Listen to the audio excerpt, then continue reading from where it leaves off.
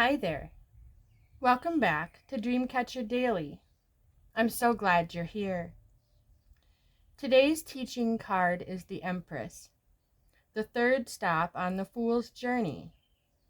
The Empress is the heartbeat of the tarot's divine, feminine, nurturing us with beauty, abundance, and unconditional love. She carries the wisdom of life's natural rhythms and reminds us that creation often begins with stillness, softness, and deep connection. The number 3 represents creation, growth, and expressive energy.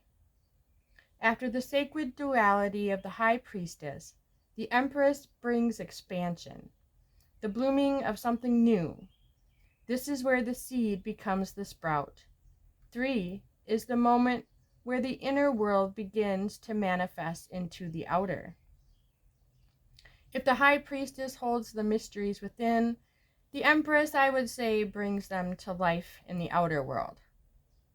She's the bridge between spiritual and the tangible. The moment when we carry inside begins to take form in the world around us. Or should I say, what we carry inside begins to take form in the world around us. Astrologically, the Empress is ruled by Venus, the planet of love, beauty, pleasure, and harmony. Venus invites us to soften, to receive, and to indulge in the richness of life. While Venus also rules Libra, the Empress resonates most with Taurus, the earthier expression of Venus, rooted in comfort, sensuality, and the grounded abundance. This is the love of touch, taste, texture, and nature. It's the feeling of being held, nourished, and safe. The Empress's element is earth. She embodies it fully. The Empress brings our attention to the physical world, our bodies, the land, the seasons, and the cycles of growth. She reminds us to tend our lives like a garden, with patience and love, knowing that beauty often takes time to unfold, and that even rest is a part of the creative cycle. Let's begin by looking near her feet. You'll see golden wheat growing in the foreground, right at the base of her throne. This wheat represents nourishment, fertility, and abundance. It's a symbol of the harvest that comes when we care for what we've planted. The warm golden color shines with meaning. It's the color of the divine worth, sacred energy, and radiant fulfillment. It tells us that there is more than enough. The Empress doesn't rush the process of growth. She teaches us that tending gently to our lives day by day can bring forth a rich and meaningful yield. Behind her, if you notice the lush forest, full of life and mystery. The trees represent nature's wisdom and the cycles of life, ever growing, ever changing, and deeply rooted. Forests grow in layers, at their own pace, without needing to be told how. In the same way, the Empress reminds us that our inner world is rich and fertile, even if we can't always see what's taking root beneath the surface. If you look more closely to the trees behind her, you'll notice a blend of green trees and darker, almost black ones. The green trees radiate life, vitality, and healing, the part of the world that is in full bloom. Green is the color of growth, compassion, and connection to the earth. But the black trees feel deeper, more ancient. These black trees represent the unknown and the hidden, the depth that still holds wisdom beneath the surface. The Empress dwells comfortably with both. She reminds us that creation isn't only about light and beauty, it's also about shadow, stillness, and what has not yet to come into form. And flowing gently from the forest, there's a blue river winding its way through the scene.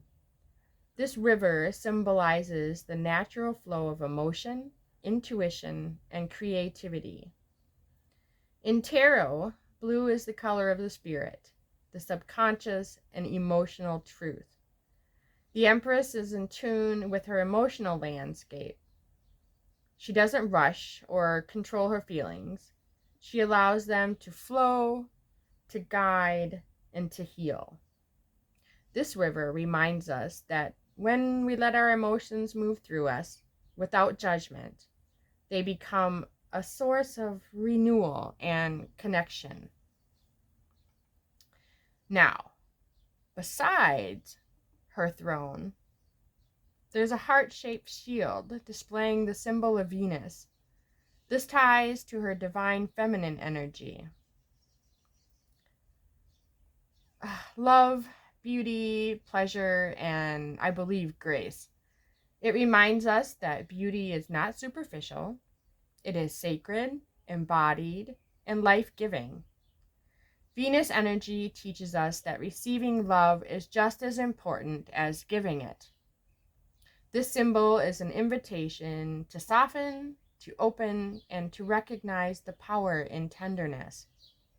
And if you look even closer, you'll notice that inside the heart is green, the color of healing, growth, and the heart chakra, the center of giving and receiving love. This soft green glow adds another layer to the message. Her love is alive. Green connects us to the natural world and to compassion. It tells us that the love the Empress offers is both protective and regenerative. The heart-shaped shield isn't just a symbol of defense. It's a reminder that love can be our greatest strength, especially when it comes from a place of inner wholeness. Crowning her head is a crown adorned with 12 stars, which connects her to the heavens and the 12 signs of the zodiac. She's not just a mother of earth, she's a mother of the stars as well. This crown reminds us that she's aligned with divine timing and a sacred order. Her wisdom isn't just intuitive or emotional, it's cosmic. She teaches us to honor the seasons we're in, to recognize our place in the greater whole, and to know what everything blooms when the time is right. And you look closely, you'll see those stars are resting on a green wreath, a leafy garland that circles her head like a living crown. While the stars speak of celestial knowledge, the green brings her back to earth. Green, like I said, was the color of growth, vitality, and grounded compassion. This crown shows that the Empress holds both realms at once, the spiritual and the earthly. And she moves between them with grace. Her power comes not from escaping the world, but from being deeply rooted in it. Take a moment to notice the color of her robe. It's white, soft and flowing. This color is rich with meaning. White symbolizes purity, spiritual clarity, and divine intention. Even though the Empress is rooted in the physical world, in beauty, the body, and the senses, the white robe tells us that her love is sacred. Her maturing isn't random or self-serving. It's purposeful, aligned with something greater. The white reminds us that there is wisdom and softness, and that creation, when born from love, is one of the most spiritual acts that we can offer. Now, if you look closely at her robe, you'll see it's patterned with pomegranates scattered delicately across the fabric. These are symbols of fertility, feminine mystery, and sacred cycles. These fruits hint at mystery, sensuality, and the sacred cycles of life and death. And their deep red color brings the energy of passion, vitality, and physicality, a celebration of sorts of the senses. The Empress is also associated with physical fertility and pregnancy. She reminds us that creation doesn't only happen in ideas, it happens in bodies too. Whether you're birthing a child, a project, or a new version of yourself, the Empress says, trust the process of becoming. Now, around her neck, I hope you can see that. Around her neck, the Empress wears a strand of pearls, delicate and luminous. Pearls are symbols of wisdom gained through experience, of beauty born from challenge and transformation. They begin as a irritant inside the oyster, and over time, through patience and layers of soft protection, they become treasures. In this way, pearls remind us that softness is not weakness, it's a form of resilience. The Empress carries the message with her that healing takes time, that transformation can be gentle, and that even the most painful things can become part of something sacred. And just below her pearls, you might notice a gold trim lining at the top of her robe. Gold is the color of divine value, of inner radiance, and sacred worth. It reminds us that the Empress doesn't just give endlessly. She knows her own value. She embodies self-respect. That golden edge is like a quiet boundary, a visual whisper that says, I give from overflow, not depletion. It teaches us that nurturing others should never come across or come at a cost of forgetting your own light. The Empress shows us how to give and receive, how to nurture and project. And, well, not really project, more like protect, and how to honor the gold that lives within each of us. In her hand, she holds a golden scepter, or staff, which extends upward and seems to catch the light. This isn't the heavy kind of authority that we see in the kings or warriors. It's a quiet kind of power, rooted in presence. The staff symbolizes sovereignty and divine connection, a channel between the earthly and the spiritual. It reminds us that the Empress isn't just a nurturer, she's a ruler with her own right. She leads not only by domination, but by embodied wisdom. Her power flows from being deeply in tune with herself and the world around her. Holding the staff, she shows us that the softness and strength are not opposites. They can live beautifully together. Now, look where she sits. She's not on a hard throne of stone or iron, but on a plush throne draped in softness. The seat is a symbol of comfort, receptivity, and grounded presence. Her power is not rigid or forceful, it's relaxed, intuitive, and open. She teaches us that the strength doesn't live or have to be loud or sharp. It can be found in stillness, in softness, in knowing when to rest. Her throne reminds us that we are worthy of ease, and that rest itself can be a revolutionary act of self-love. And behind her, there's a dark tapestry or backdrop here with some symbols on it. They're Those symbols are pomegranate symbols. This striking contrast between light and dark adds to a sacred stillness to the card. The black represents the unseen, the subconscious, and fertile void. The place where ideas are born before they came into form. And the white pomegranates, repeating softly across the dark cloth, echo the same symbol on her robe, reinforcing the message of creation, sensuality, and sacred cycles.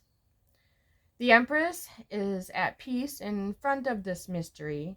She doesn't shy away from the dark, she honors it, because she knows that what is hidden is often what holds the most power. And if you look closely, just beneath the soft folds of her gown, and just beyond the golden wheat, you'll see a stone slab beneath her feet, the foundation of her throne. This stone represents endurance and structure and grounded power. Amid all the flowing beauty, this firm foundation reminds us that the Empress's love is not fleeting or fragile. It's anchored. She nurtures from a place of real stability. Her softness is supported by strength, and her strength is softened by grace.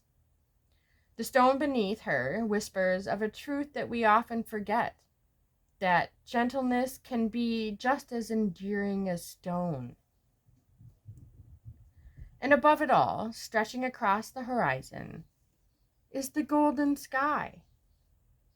The soft glow bathes the entire scene in a warmth radiance. Yellow is the color of illumination, joy, clarity, and in the tarot, it often signals a sense of divine guidance or conscious awareness.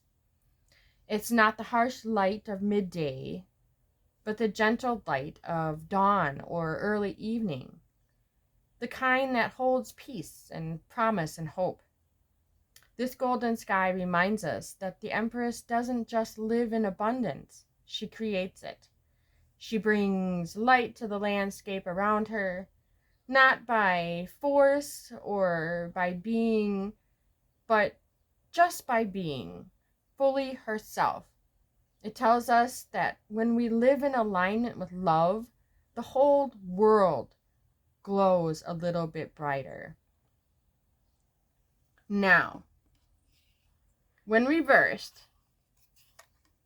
okay, the Empress may suggest blocked creativity, emotional depletion, or self-neglect. It could point to overgiving, smothering, or losing yourself in the needs of others. It's a call to reconnect with your body, your senses, and your inner rhythms, and to remember that you are worthy of care too, whether upright or reversed. She reminds us that what we nourish will thrive.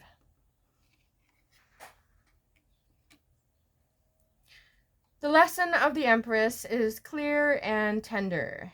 It is, you are worthy simply by being. You are part of the greater cycle of creation. Her presence whispers a truth that we often forget. It is enough just to be. Abundance flows not through force, but through allowing, through presence, gratitude, and connection. She calls us to find the sacred in the everyday, and to remember that the most powerful form of creation begins in love. Thank you for walking with me today. If you're enjoying this journey, I'd love for you to subscribe and follow along as we explore the story within each card. Up next in the Fool's Journey is the Emperor, where structure, stability, and divine masculine energy take center stage. Join me next time as we continue exploring the tarot together, and remember, you are enough.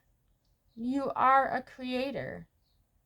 You are a part of something so beautiful.